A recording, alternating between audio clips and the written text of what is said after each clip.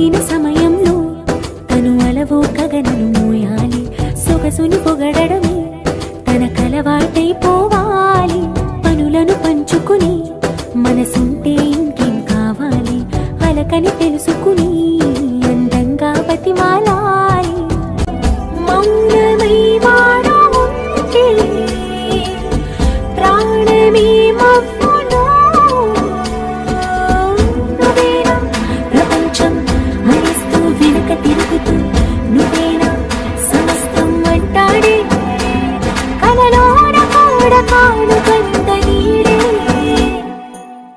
6 అడుగులుంటాడా 7 అడుగులేస్తాడా ఏమడిగినా ఇచ్చే